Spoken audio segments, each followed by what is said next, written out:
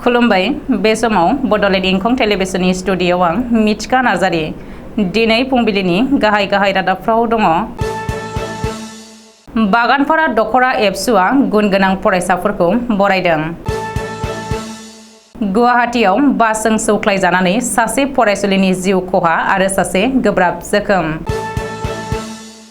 रायजो बेंगिरि गुलाब चन्द्र काटारियाया चिराङाव जिल्ला खुंथायखौ नायगिदिंफैदों। फैगौ गान्धी जयन्तीआव आसाम सरकारा 1 कौटि बिफां गायगोन बुंदों गिबि मन्थ्रि।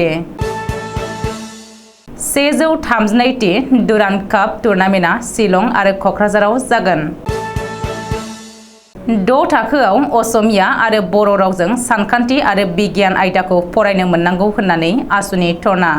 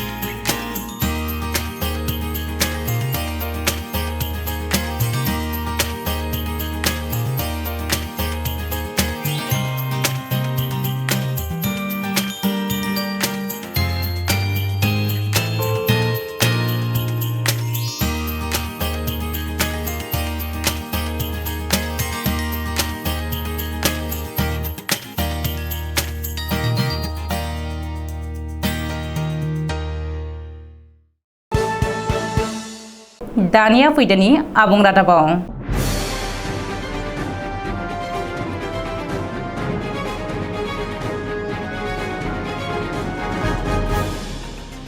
बाक्सा जिल्लानि सिङाव थानाय बागानपारा दखरा दुलाराय बर' फरायसा आफादा दखरानि बेन्दोंआव बावैसो मेट्रिक आनजादाव बर' बिजोंजों फरायनानै सेथि मासि लानानै उथ्रिसार जानो हानाय गुनगोनां फरायसाफोरखौ बरायनायजों लोगोसे मान बावो। बागानपारा दखरा दुलाराय बर' फरायसा आफादनि आफादगिरि मनज कुमार नार्जारिनि आफाद दैदेननाय बे बरायनाय हाबाफारिखौ बेखेवनानै होयो बाक्सा जिल्ला दुलाराय बर' फरायसा आफादनि लोगो सोलोंथाइ नेहाथारि उपेन बर'आ। देग्लाय बोसोरनि मेट्रिक आनजादाव बर' बिजोंजों फरायनानै बागानपारा दखरानि बेन्दोंआव गासै 4 फरायसा फारियै जौति स्वर्गियारिया 89.83 जौखोन्दो, गणेश रामसियारिया 85 जौखोन्दो, देंखो बालें बर'आ 82 जौखोन्दो आरो धनमणि रामसियारिया 81.83 जौखोन्दो आरो सा 10 फरायसाफोरा स्टार्ट मार्क आरो सा 27 फरायसाया सेथि मासियाव उथ्रिसार जानो हायो। बे बरायनाय हाबाफारियावनो गाहाय आलासि महरै बाहागो लायो रमेश रामसियारि DI तामुलपुर। थांखिजानाय बुंथिगिरि आलासि महरै बाहागो लायो तुबलिया बागानपारा दुइसिन सावस्रि फाहामसालिनि डाक्टर लासित बसुमतारिया। लोगोसे जर'खा आलासि महरै कातिराम बर' बुंथिगिरि BTCLA आरो 62 नं बरमा बियाबनि MLA भुपेन बर'आबो बाहागो लादोंमोन। गुवाहाटी नोगोरमानि दिसपुर ओनसोलाव बृहस्पतिबारखालि फुंनि 8:10 रिंगायाव गंसे स्कुल बासजों सौख्लायजानानै लिटिल फ्लावर फरायसालिनि 10 थाखोआव फरायनाय फरायसुलिया जायगायावनो जिउ गोमादों। लोगोसे स्कुटि सालायनाय बिफाया गोब्राब जोखोम जानानै हस्पिटालाव थैनायजों जुजिगासिनो दङ। दिसपुर थानानि असि हिमांशु दासआ मिथिहोनाय बायदिब्ला रयेल ग्लबेल स्कुलनि स्कुल बास नं AA01 PC 7411 आ उनथिंजायनिफ्राय सौख्लायफैदोंमोन। जाथाय जानाय जायगानिफ्राय ड्राइभारा खारखोमादों आरो बे जाथायनि सायाव दिसपुर पुलिसा नायबिजिरनो लाबाय होननानै फोरमायदों। चिरां जिल्लानि जिल्ला बेंगिरिनि मावख'आव थानाय कनफारेन्स हलाव रायजो बेंगिरि गुलाब चन्द्र काटारियाया दावबायफैनानै जिल्लानि खुंथायगिरिफोरजों मोनसे रिभिउ मेल खुंदों। रायजो सरकार आरो मिरु सरकारनिफ्राय मोननाय जौगाखां आसनिफोरखौ बेसेबां मावफुंनो हादों आरो हायाखै बेफोरखौ जखा लाफैदों रायजो बेंगिरि गुलाब चन्द्र काटारियाया। जायफोर खामानिया दासिमबो मावफुंजायाखै बैफोर खामानिखौ थाबैनो मावफुंनो बिथोन होदों रायजो बेंगिरिया।